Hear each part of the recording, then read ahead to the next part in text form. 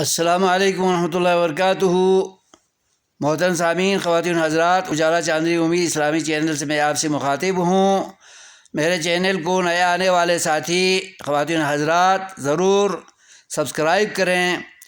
Video لے کر آیا ہوں کہ رمضان ایک ٹریننگ کا نام ہے، تربیت کا نام ہے، خواہشات پر کنٹرول کا نام ہے، اور خواہشات چاہے کھانے پینے کے ہوں، چاہے جنسی خواہشات ہوں، سب کو ترک کر کے صبر و تحمل سے روزہ مکمل کرنے پر اللہ تعالیٰ خوش ہوتا ہے۔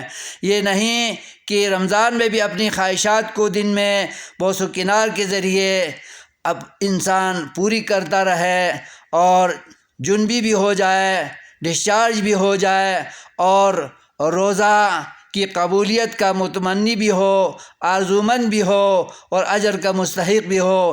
ایسا کبھی نہیں ہو سکتا ہے۔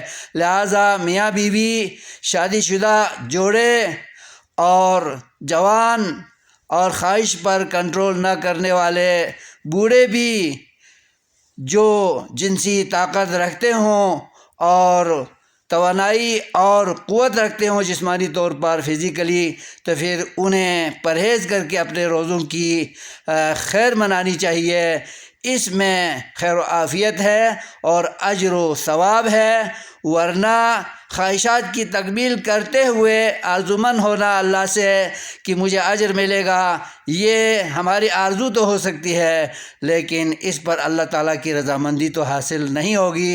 اس لیے کہ ہم نے اللہ تعالیٰ کو ان ساعتوں میں اپنی خواہشات قربان کر کے جو دکھانا ہے، جو ایثار دکھانا ہے، جو قربانی اور جہاد دکھانا ہے، وہ تو ہم نے نہیں دکھایا، تو پھر ہمارا روزہ کیا ہوا جس میں ہم نے خواہشات کو قربان نہیں کیا۔